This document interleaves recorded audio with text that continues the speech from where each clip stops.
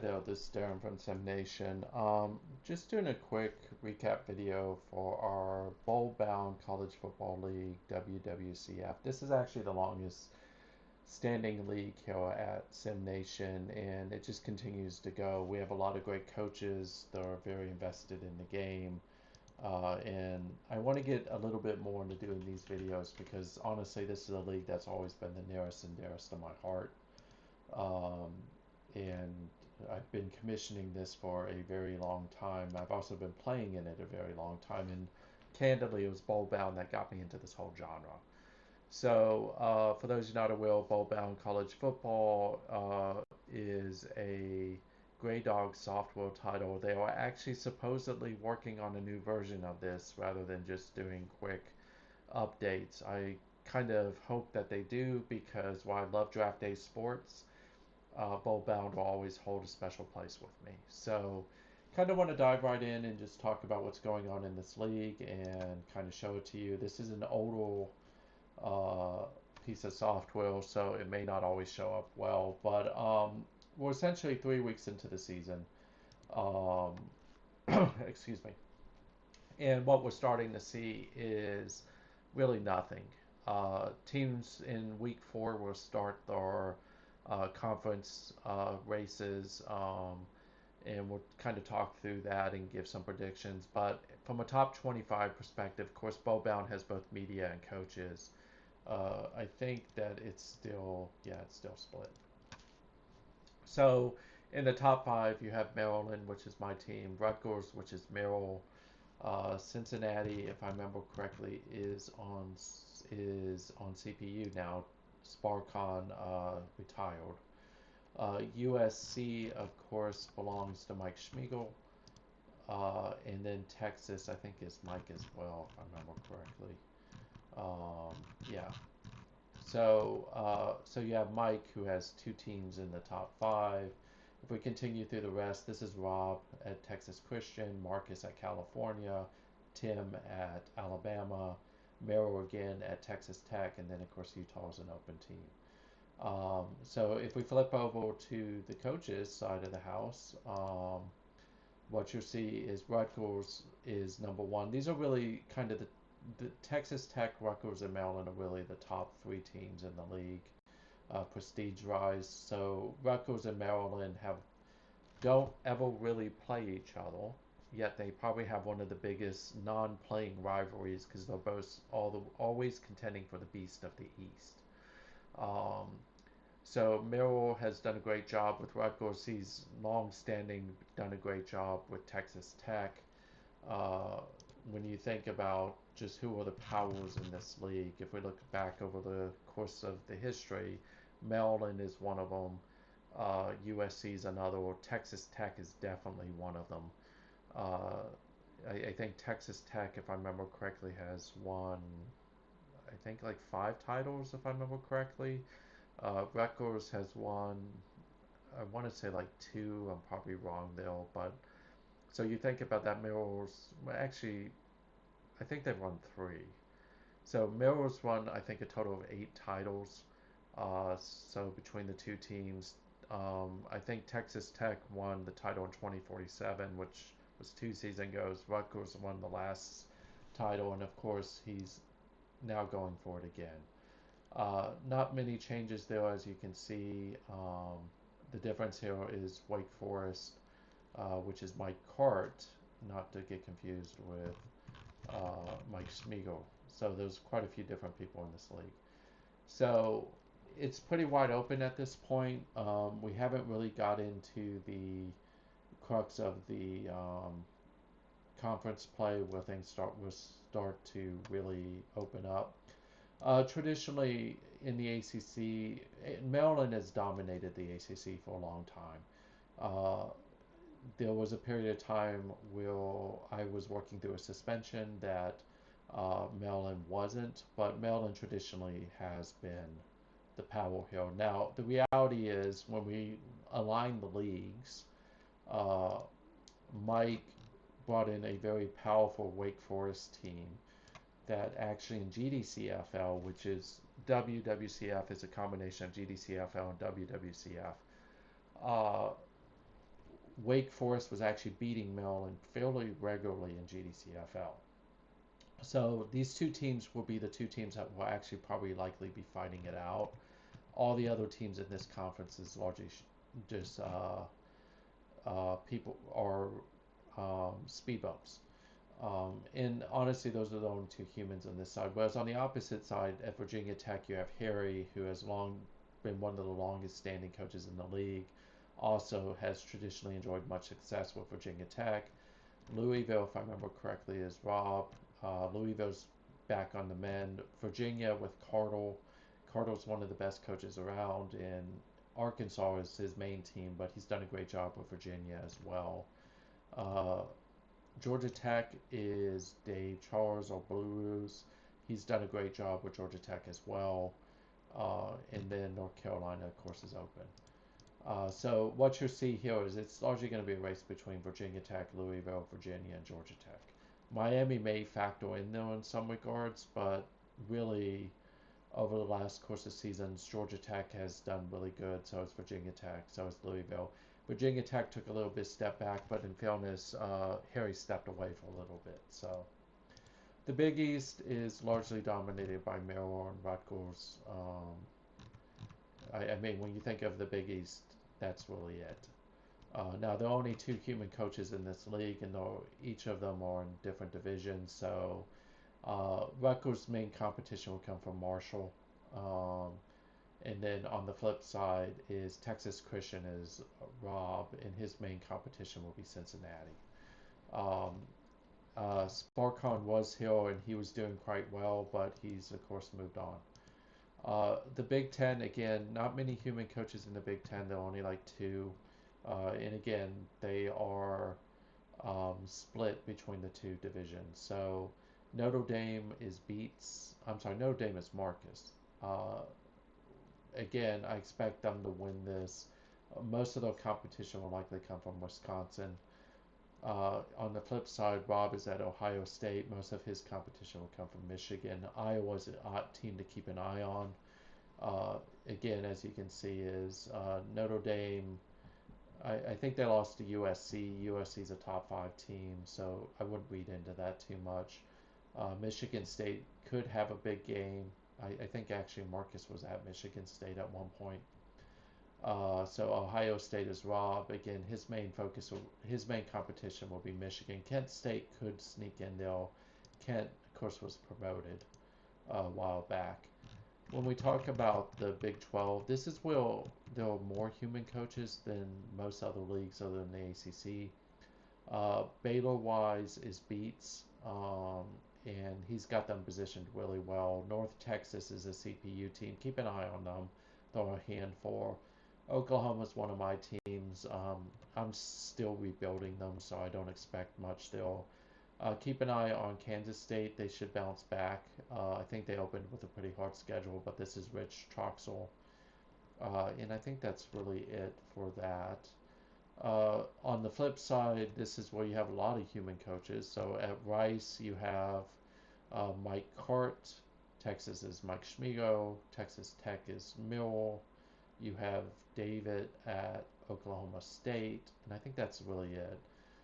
So these teams are just going to beat each other up.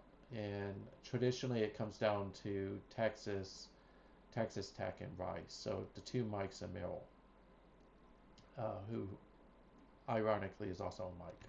Uh, so, um, but it's gonna be too early to tell. Texas Tech, these teams normally make the playoffs. The wild card here is going to be David. He's done a really good job with getting Oklahoma State back. Missouri and Texas and A&M are just someone to play. In Conference USA, which is the mid-tier conference for us, again, there are a couple human coaches in this one. Keep an eye on Northwestern because that's Mike Cart. Miami, Ohio is a really good CPU team. Ball State is Harry, and they're already off to a pretty good start. NC State, I think, is Corey. He may not be able to make noise on this side. This is a pretty competitive league uphill. Likewise, at Illinois, you have Mike again, Schmigo. Um, I want to say that there was another. I don't think that there is actually. And then the rest of the teams are CPU. So traditionally, Mike wins the West, and then it's up between Mike and Harry for who's going to win this one. So it'll be interesting to see how it plays out. Mid American, I think we have a few human coaches in here. I think there are like three. So Akron is Blue Roos or David. Um, and then Army is Tim, if I remember correctly. And then you have Alex at Northern Illinois. So traditionally, Western Kentucky is the Power Hill. They win this side most of the time. Akron has slowly become a Powell, but this will look different once they get into league play because all these teams tend to beat each other up. I do think that Dave is probably best positioned. Tim and Army, it's really hard to be at Army just in general, but it'll be interesting to see. But if I had to predict, it would be Akron versus Western Kentucky. And I'll probably be wrong now that I said that.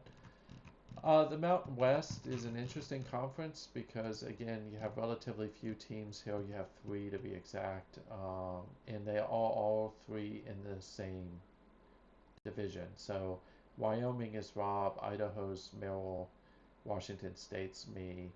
Uh, you can see Rob's off to a fast start, but really it's going to be Wyoming versus Idaho that determines who's the East.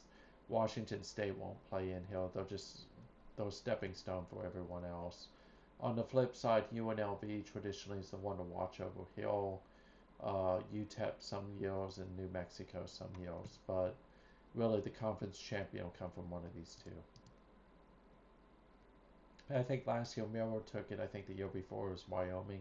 I could be wrong on that one, and I probably should check. But in the Pac-12, again, this is one of those where we've got a few human coaches out here. Stanford is Rich Troxel. Um, Cal is Marcus. I think that's really it. Yeah, because on the opposite side. So Stanford's off to a really fast start. Cal's only loss was to Maryland. So they're off to a fast start. So these two teams are really going to go at it. So the winner will come out of Stanford and Cal. I'm probably going to say it's going to be Marcus, which has been getting better year over year. Stanford also came out of the GDCFL, so they were a strong team over there and became a strong team over here. Mike Schmigo is likely going to be the one to beat over here. San Diego State is Mike Hart, so that'll be an interesting dynamic because Mike is really good. For a long time, Arizona was the team to beat over here because they came over from GDCFL, and that was Kevin Moore. But it's largely going to be USC versus San Diego State. Um, so it'll be interesting to see which one wins that one. Southeastern also has a fair amount of human coaches in here as well. Florida's Harry. Harry's traditionally the team to beat. Georgia's been an up and coming with David. And then I think that South Carolina, no, they're not. So it's really going to be Florida and Georgia versus each other. Vanderbilt and Tennessee act as a little bit of a spoiler. Mississippi State is Mike Hart, and Alabama's Tim. Those two teams are really going to be the ones to go at it. Keep an eye on Arkansas though, because that's Cardinal. Cardinal has a long history of having really good teams there, so it'll really be Mississippi State, Alabama, and Arkansas versus each other. And again, as you can see, Cardinals only losses to another top 25 team, so expect that one to be pretty wide open. And then, of course, we end on the Sun Belt. I think that there are only two human teams here. One is Montana, which is Rob. He'll win this one. No one really gets in his way on that side. On the flip side is David Charles. He should win this one. Tulane has become a power over Hill. So I really think it'll be Tulane versus Montana. If we look at the player leaders real quick, and again, this is always the hardest one, is the one thing that you'll notice is TCU with Guthrie is having a pretty good season. Traditionally, Maryland has a quarterback uphill, but Maryland is kind of switching it up because they lost their top quarterback last year, so they're going to probably run the ball a lot more. But I won't be shocked if you see Guthrie there. Boyd is another guy to keep an eye on throughout the season. And then as we get into conference play, some of these numbers will start to change. But I definitely think Boyd, another guy to keep an eye on is, where is he? Any of Harry's quarterbacks traditionally do well, so Cochran is a guy I'll keep an eye on as well. Rushing, this one will be interesting. So we'll kill because this matters more. Keeler is a guy definitely to keep an eye on. Merrill has a long history of really strong running backs at Rutgers, who traditionally do very well. Butler's another guy I'll keep an eye on, as is King. Um, and those are really the big ones that you'll see. Texas Tech traditionally has a good running back as well. Of course, if you think back to the old days of the WWPF, because this league used to feed the WWPF before SNCFL came along, Pooh Dunn was the guy that was a big name specifically for Merrill. Receiving wise, this one will be interesting. Dave Ward is a guy to keep an eye on. But again, Kennedy, Gray, and where is he? Jackson is another guy to keep an eye on. Maryland used to have a lot of people here as well, but again, I don't expect to see Maryland making much noise because they're just trying to win games at this point, probably in a balanced attack. Pancake wise, you'll see your passing teams traditionally are Hill, but the guy to keep an eye on in my eyes is really going to be Stinchcomb, and then I think there's another guy here that we should keep an eye on. I won't find him, so don't really care about kickers. And then, of course, the biggest thing here is sacks.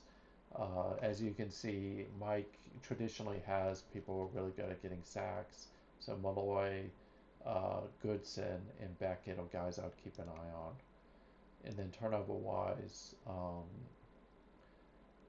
this one will be interesting. But Yanez, Rob does a really good job with his secondary, so it'll be interesting to watch, see how this develops. But for the games this week, just doing a quick prediction set. So Maryland should beat Navy easily. This will probably be a rout. Florida State will likely beat North Carolina. Wake Forest definitely will beat Miami. Virginia will definitely beat Boston College. Louisville, Georgia Tech. This is a game of the week. These two coaches are really good between Rob and Dave. I'm going to go on a limb and say that Dave wins this one. I'm probably going to be wrong. Again, this is a gimme for Rutgers. They should easily down Bowling Green. Rob will have a little bit of a test with West Virginia. They're pretty good, but TCU should win this one relatively easy. The other games I'm not going to do because they're not human. Notre Dame should beat Pittsburgh. I expect to see them bounce back after their loss to USC. And then I don't think Ohio State is playing this week, if I remember correctly. Big 12 wise, Baylor should easily down Texas A&M. Oklahoma, Texas, most years this would be a good game, but Mike should relatively easily beat me with Oklahoma. I'm sorry, with Texas beating Oklahoma. Dave should win this one. North Texas is always a hard team to play against because for a CPU team, they're really, really good. Rice should easily beat Missouri, so Mike Hart should easily down them. Conference USA, NC State, of course, is Corey. Corey should win this one relatively easy. Ball State will shred Kansas. So Harry will get the win there. Mike Schmiegel should shred Louisiana Tech. He'll get the win there. On the MAC side, Alex should beat Temple.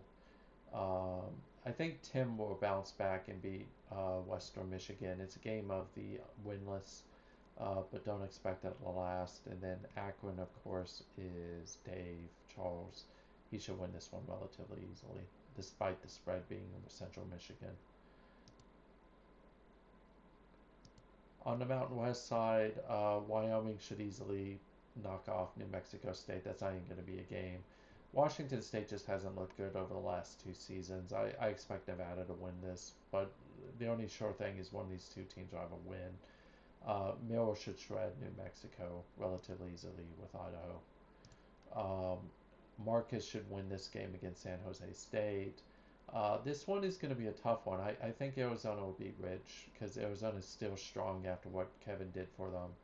Um, and then the only other game is, of course, Mike Cart will take on USC. This will be a really good game. It'll kind of determine the pace and who's going to make the most noise in that South Division. So my money's unfortunately is on a Mike. I won't call it because I think they're both really good coaches and they stack up well against each other. Mike Cart should relatively shred Vanderbilt. Harry should shred Auburn. Georgia Mississippi will be a good game, but I do expect David to win that one. Arkansas versus LSU should be a good game as well, but I expect Carter to win that one. And then, of course, in the Sun Belt, you